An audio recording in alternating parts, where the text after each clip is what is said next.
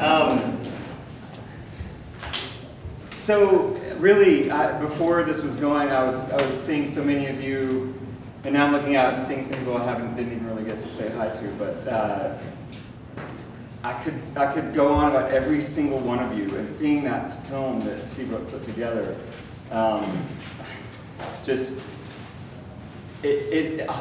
honestly, it's a little strange, only because you all are really the ones who make this what it is. And I am the lucky one who just happened to be in this position of being ride director, but I promise you, it's you. And I get that perspective from being the director, and the beautiful thing about that is it's going to continue, because it's you all who make it that.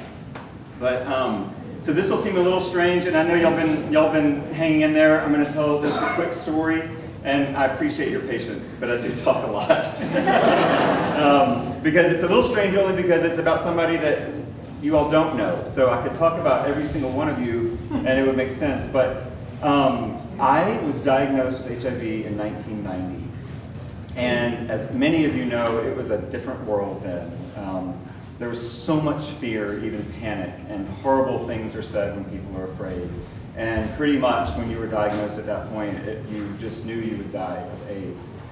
And I was living with that just dread and that fear.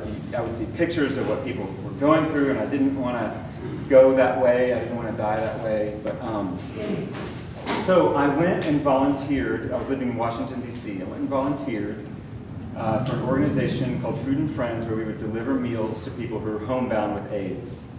And I was actually a terrible volunteer because they gave us about 10 meals to deliver, but I would stay and talk to all the people on my route.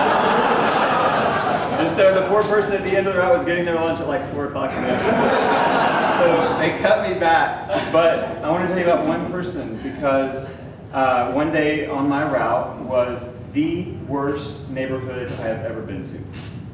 And really, what I didn't realize at that moment, but really what was happening is I was seeing poverty for the first time.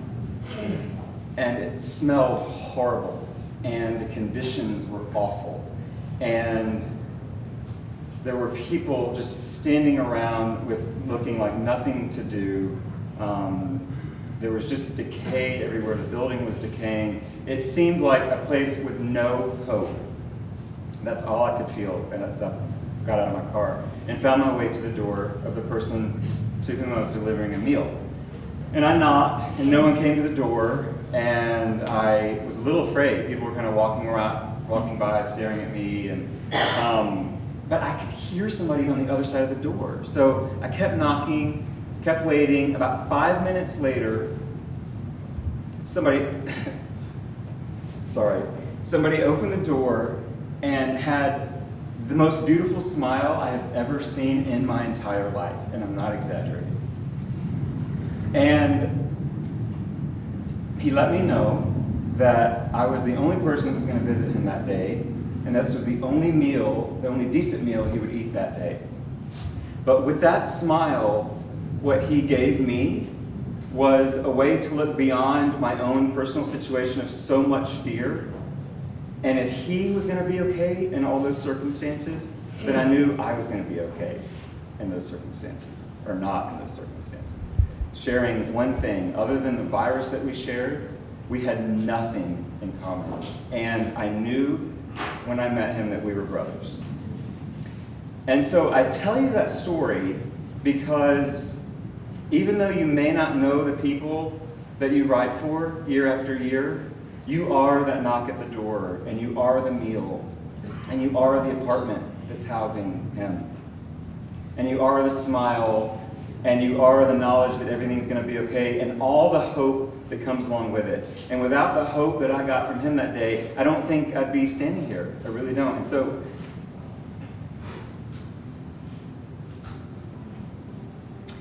I want us to honor him. Because I don't know if any of us would be here celebrating the ride like we're getting to celebrate without him. And the poor don't get honored enough, and their voices aren't heard enough. And that truly is what has kept me doing this. That and you all is what's kept me doing this for this many years. So what I got from that experience and from knowing you in this ride is that love wins. Here I am 22 years later, more alive than I feel like I've ever been. And I look out and I really thank you all for that. I wouldn't feel that way without you. Love wins. Love is bigger than fear. And you all have lived and shown that so beautifully year after year. So that is really, really great news. Perfectly fitting with that great news is we have a leader now in Jay Billig who lives that as beautifully as I've ever seen anyone live it. For all of you who know Jay Billig already, you already know this. For those of you who don't, you're going to love him. I love him. He is the definition of a servant leader and a true, true friend. And he has the skills that are going to take and lead this ride to new levels. And I can't wait to ride and be a part of that. And we have the beautiful Lawrence, who I love working with every day. We have the board, we have the production team, and most importantly, we have you and all the people out there stuck in the Rock Rally traffic.